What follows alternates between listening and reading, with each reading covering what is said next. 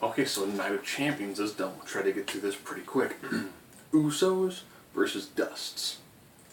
Nice match, worked well. Goldust, new face paint, new outfit. Same thing with Stardust, slight tweaks to their outfits.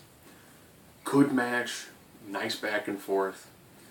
One of the Usos went for a splash. Stardust got his knees up. Roll up, 1, 2, 3. New champs. It's nice, worked well. Great opener, great opener. Sheamus and Cesaro.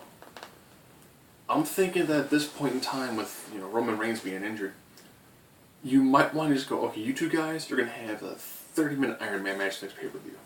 What? You two guys can legitimately go and put on a solid match. The ending was Cesaro pretty much pounding on Sheamus in the corner. Sheamus out of nowhere hitting a bro kick and falling into the pin. It was nice, worked well, good, solid match work. Roman Reigns had emergency hernia operation, so he wasn't able to take on Rollins. That's okay, because freaking Dean Ambrose came back. Most electrifying the crowd had been the entire night was Dean Ambrose attacking Rollins. Pretty much all of security comes down, so you get to see Joey Mercury and all those, the older wrestlers, like Jamie Noble, just help get everything straightened out. It was great. It's oh man, I forgot how awesome Rollins and Ambrose is. Great moment there. Ziggler and Miz. These two guys actually have a pretty decent match set. It helps that the Miz has a lot of personality when it comes to his current wrestling persona. He still isn't super crisp in the ring, but you take Ziggler, who's really crisp in the ring, great charisma, knows how to really control a match. He is the ring general of these two.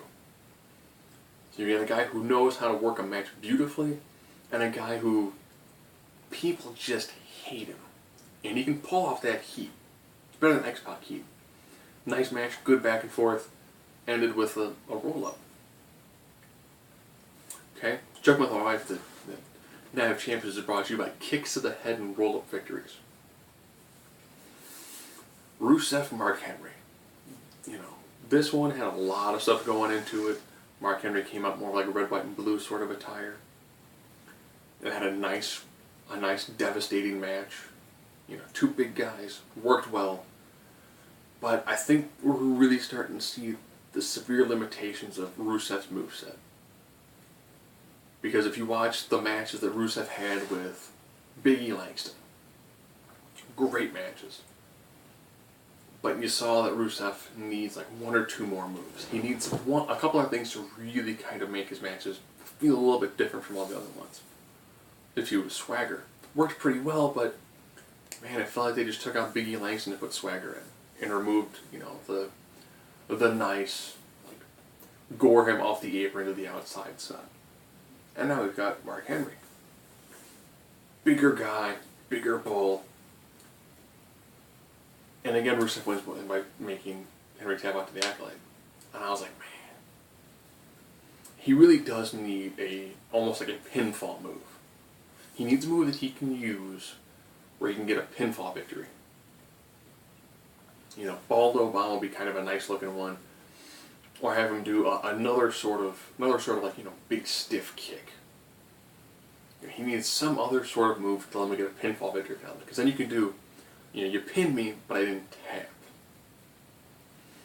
To actually do that next match. I still say that the best tap out was the one Swagger did when he passed out. Thought that was great. I thought they had Henry with a tremendous amount of steam going into this one, and he lost. It reminded me of when he fake retired to attack John Cena, and then had all this momentum, and then lost. Maybe they'll try to do Rusev Big Show next. I don't know. But decent match, not super entertaining. You really can tell that Rusev, where he's at now, he's in a box that's getting smaller and smaller. Jericho Orton. This match really had nothing going for it for the most part. Great match, because you get two guys who know how to work a match, put them together, you get a really solid match. A nice back and forth, nice like out of nowhere moves. It was a solid match with Orton getting the victory, which everyone knew he was going to get one because he really, really needed it. Triple threat Divas match. AJ and Paige have been given almost no real screen time to develop any sort of rivalry beyond, you have my title, I want it back. And I think Nikki did a pretty good job. Nikki has shown that she's got some nice moves. She doesn't know how to work a match, but she's got some nice moves. So when it comes to someone who's going to come in, hit, one or two moves, to break up the action a little bit, to roll somebody out of the ring, to hit another move, and then get the daylights beaten out of her, to then have them do the partner swap again. She did a good job in that aspect. Corey did another one of those, we're going to go for a superplex. And you can hear Paige talking to AJ. I could swear I heard, like, is Nikki ready? And I hear, no. So they have to stand up there in, like, the superplex position for a couple of seconds in that weird, like, she gonna go to the top? Because normally you can do like the jockeying back and forth, or even like push back, do a headbutt, go into it. Instead, you can tell that they were like, is she close? Is she coming? Is she ready? Should we do something else right now? And I was like, oh, Nikki. But she added enough to keep the match working. And plus, with the Bella in there, they actually got more time. And AJ went for the Black Widow on Paige. Paige fought out of it, got put right back into it, and tapped out. I have no idea what the Divas. I really don't. I almost would have wished instead of having Nikki in that match would have been Natalya. Because then you could have had like their three best women wrestlers in that match and just let them go. But all in all, it was a pretty solid match. There's Lesnar Cena. This is their third match.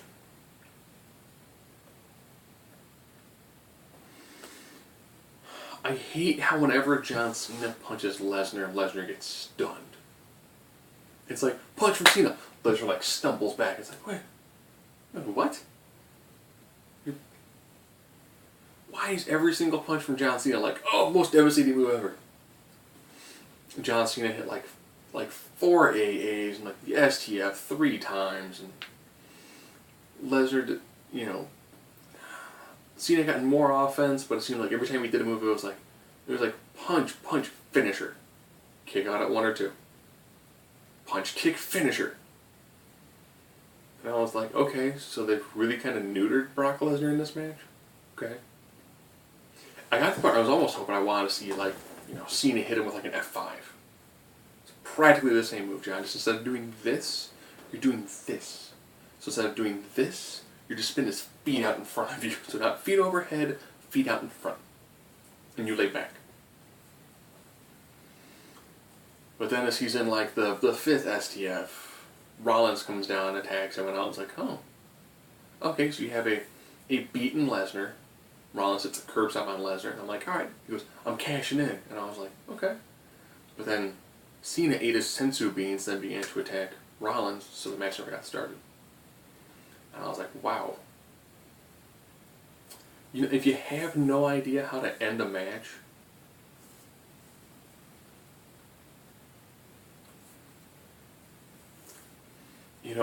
I would have been okay with Lesnar getting to the bottom ropes and John Cena not letting go, and then Lesnar winning by DQ that way. Lesnar would have been in the ropes. John could have still had his anger moment. But instead, the Seth Rollins run just seemed so... Huh? So, 3 Brock Lesnar John Cena matches, let's be honest, the best one still was Extreme Rules, their first confrontation. Only thing I would have made, I would have had Lesnar win. And beyond that match was great, it was brutal, it was violent. The next 2 matches have just been... Like the SummerSlam one, yeah, it was a squash to Cena. It seemed like every Cena match, like the first half before Cena hits his finishers and then gets the victory. But this one, man, that ending was bad. Great pay-per-view, 2 poor matches. And it's bad when one of those poor matches is your main event.